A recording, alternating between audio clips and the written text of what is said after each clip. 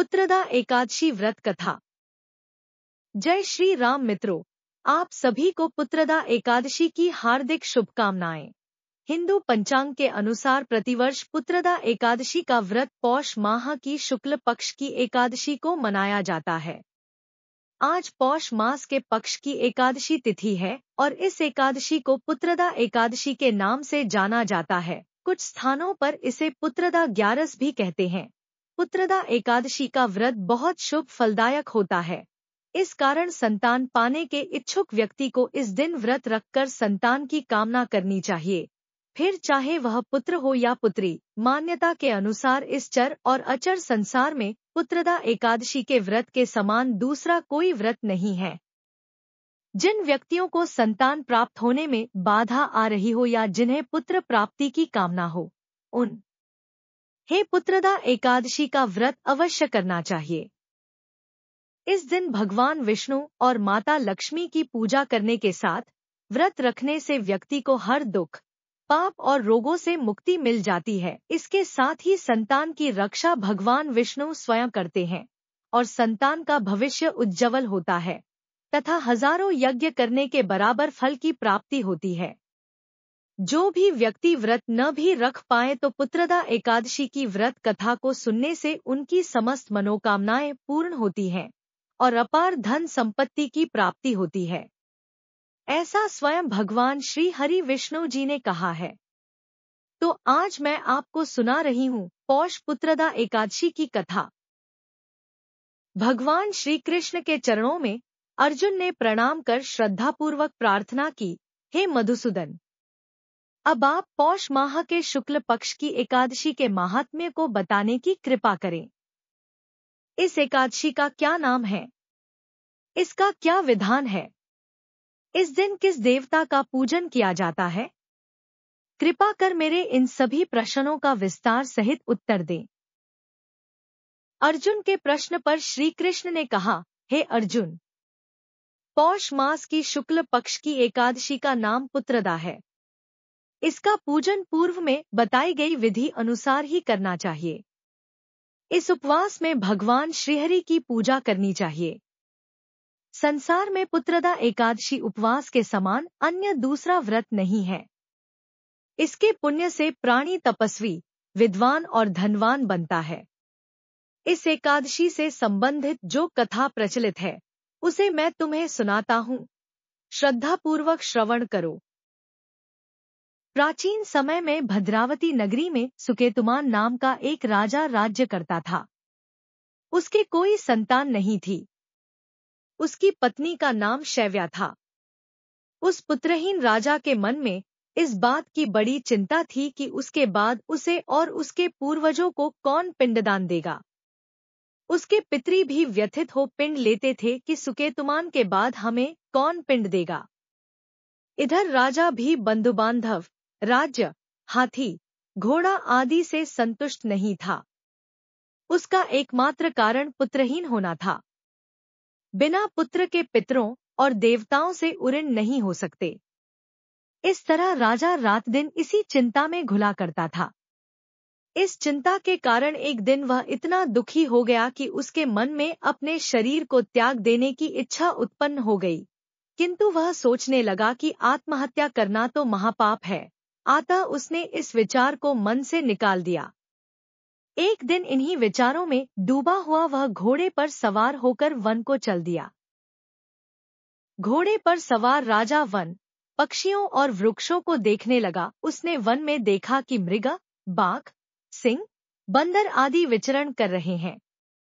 हाथी शिशुओं और हथिनियों के बीच में विचर रहा है। उस वन में राजा ने देखा कि कहीं तो सियार कर्कश शब्द निकाल रहे हैं और कहीं मोर अपने परिवार के साथ नाच रहे हैं। वन के दृश्यों को देखकर राजा और ज्यादा दुखी हो गया कि उसके पुत्र क्यों नहीं है। इसी सोच विचार में दोपहर हो गई। वह सोचने लगा कि मैंने अनेक यज्ञ किए हैं और ब्राह्मणों को स्वादिष्ट भोजन कराया है, किंतु फिर भी मुझे यह दुख क्यों मिल रहा है? आखिर इसका कारण क्या है? अपनी व्यथा किससे कहूं? कौन मेरी व्यथा का समाधान कर सकता है? अपने विचारों में खोए राजा को प्यास लगी। वह पानी की तलाश में आगे बढ़ा। कुछ दूर जाने पर उसे एक सरोवर मिला। उस सरोवर में कमल पुष्प खिले हुए थे। सारस, हंस, घड़ियाल आदि जलक्रीड़ा में मग्न थे। सरोवर के चारों तरफ ऋषियों के आश्रम बने हुए थे। अचानक राजा के दाहिने अंग फड़कने लगे। इसे शुभ शगुन समझकर राजा मन में प्रसन्न होता हुआ घोड़े से नीचे उतरा और सरोवर के किनारे बैठे हुए ऋषियों को प्रणाम करके उनके सामने बैठ गया। ऋषिवर बोले, हे राजन, हम तुमसे अति प्रसन्न हैं। तुम्हारी जो इच्छा है हमसे कहो। राजा ने प्रश्न किया, हे विप्रो, आप कौन हैं और किस लिए यहाँ रह रहे हैं? ऋषि बोले, राजन, आज पुत्र की इच्छा करने वाले को श्रेष्ठ पुत्र प्रदान करने वाली पुत्रदा एकादशी है। आज से 5 दिन बाद माघ स्नान है और हम सब इस सरोवर में स्नान करने आए हैं। ऋषियों की बात सुन राजा ने कहा, हे मुनियों, मेरा भी कोई पुत्र नहीं है। यदि आप मुझ पर प्रसन्न हैं, तो कृपा कर मुझे एक पुत्र का वरदान दीजिए। ऋषि बोले, हे राजन, आज पुत्रदा एकादशी है, आप इसका उपवास करें। भगवान श्रीहरि की अनुकंपा से आपके घर अवश्य ही पुत्र होगा। राजा ने मुनि के वचनों के अनुसार उस दिन उपवास किया और द्वादशी को व्रत का पारण किया और ऋषियों को प्रणाम करके वापस अपनी नगरी आ गया। भगवान श्रीहरि की कृपा से कुछ दिनों बाद ही रानी ने गर्भ धारण किया और 9 माह के पश्चात उसके एक तेजस्वी पुत्र उत्पन्न हुआ। यह राजकुमार बड़ा होने पर अत्यंत वीर, धनवान, यशस्वी और प्रजापालक बना। श्री कृष्ण ने कहा, हे पांडुनंदन, पुत्र की प्राप्ति के लिए पुत्रदा एकादशी का उपवास करना चाहिए। पुत्र प्राप्ति के लिए इससे बढ़कर दूसरा कोई व्रत नहीं है। जो कोई व्यक्ति पुत्रदा एकादशी के महात्म्य को पढ़ता व श्रवण करता है तथा विधानानुसार इसका उपवास करता है, उसे सर्वगुण संपन्न पुत्र रत्न की प्राप्ति होती है। श्रीहरि की अनुकंपा से वह मनुष्य मोक्ष को प्राप्त करता है। श्री कृष्ण युधिष्ठिर महाराज से कहते हैं, इसलिए राजन पुत्रदा का उत्तम व्रत अवश्य करना चाहिए। मैंने लोगों के हित की इच्छा से तुम्हारे सामने इसका वर्णन किया है। जो मनुष्य एकाग्र चित होकर पुत्रदा का व्रत करते हैं, वे इस लोक में पुत्र पाकर मृत्यु के पश्चात स्वर्गगामी होते हैं और इस महात्म को पढ़ने और सुनने से अग्निष्टोम यज्ञ का फल मिलता है।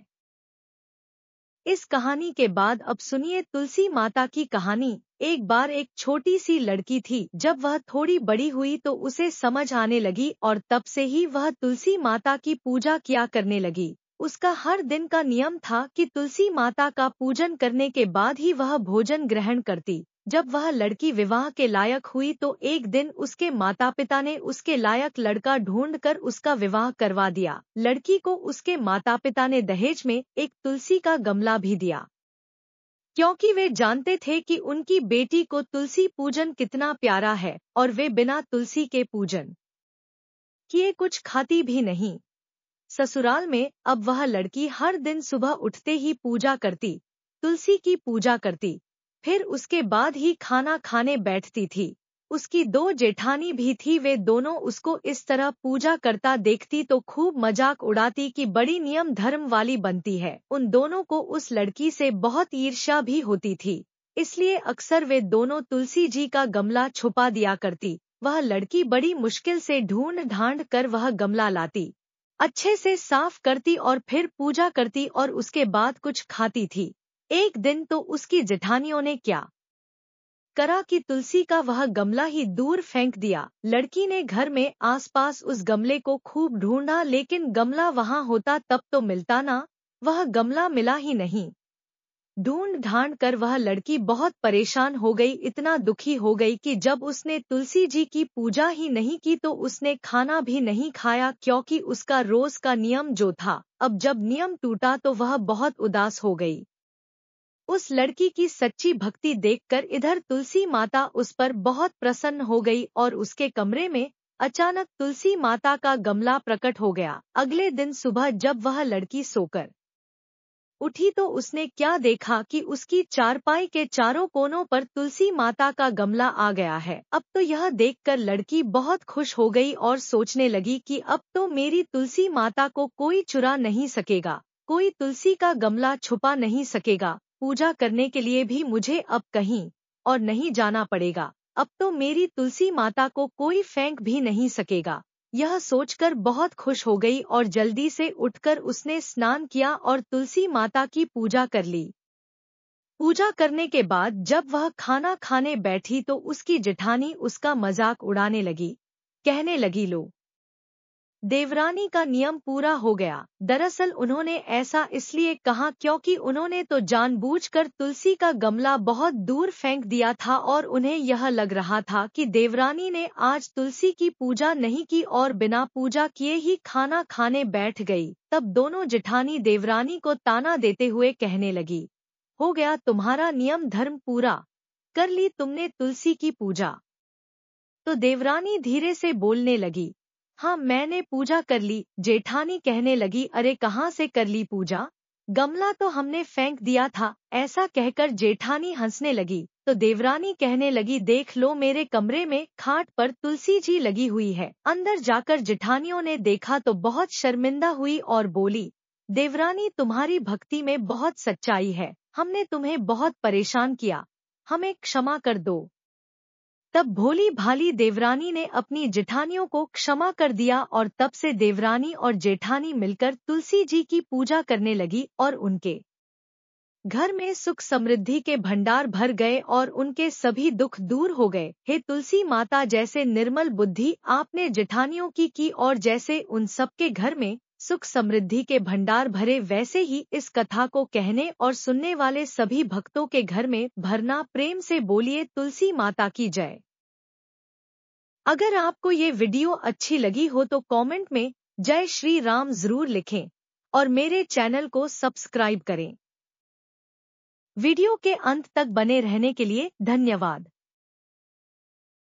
श्रीहरि की अनुकंपा से वह मनुष्य मोक्ष को प्राप्त करता है।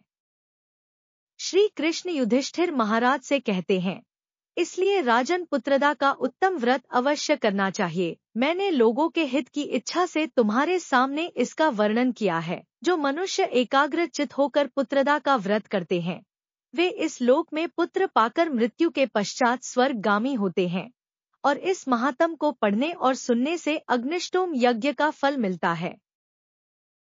इस कहानी के बाद अब सुनिए तुलसी माता की कहानी। एक बार एक छोटी सी लड़की थी। जब वह